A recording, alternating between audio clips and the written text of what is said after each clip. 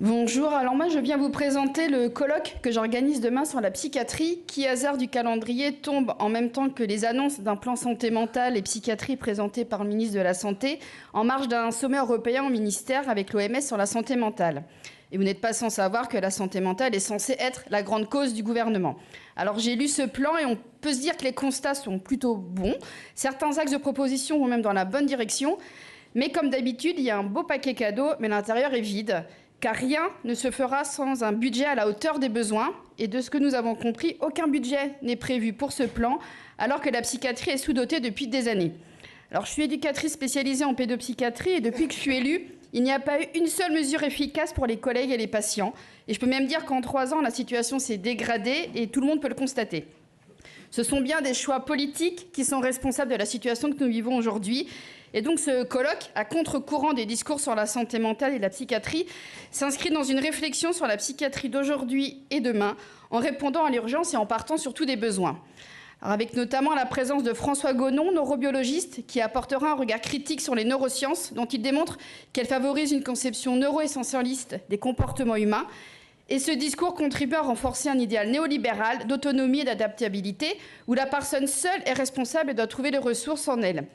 Ce qui est bien pratique parce que ça nous dédouane collectivement de nos responsabilités, de celles de la société notamment, envers les enfants et les familles défavorisées, qui sont les plus confrontés à un besoin de prise en charge en psychiatrie.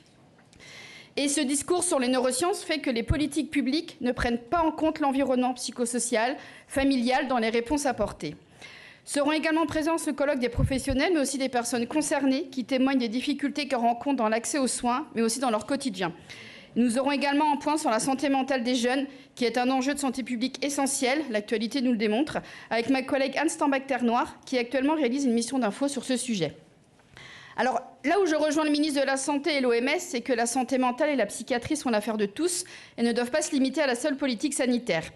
Revenons donc sur les choix politiques de ces dernières années qui ont détruit la médecine scolaire, la médecine du travail, les CHSCT, l'inspection du travail, la prévention. Les choix politiques qui favorisent la précarité, qui éloignent les personnes des soins. Les choix politiques qui ont provoqué les fermetures de lits, qui ont dégradé les conditions de travail et donc en effet miroir dégradé les prises en charge. Les choix politiques qui stigmatisent et n'ont comme seule réponse à un tout sécuritaire qui enferme les personnes dans un parcours de vie. J'en profite pour évoquer un rapport que je vais présenter le 10 juillet au comité d'évaluation et de contrôle des politiques publiques sur la prise en charge des troubles psy chez les personnes placées sous main de justice. Et la situation est dramatique. Nous ne sommes clairement pas à la hauteur de l'humanisme qui nous porte. Alors pour remettre cet humanisme au cœur de nos réflexions, de nos politiques publiques, rendez-vous demain après-midi dans un premier temps, puis évidemment rendez-vous au PLFSS pour enfin sortir la psychiatrie de son sous-financement chronique. Merci à vous.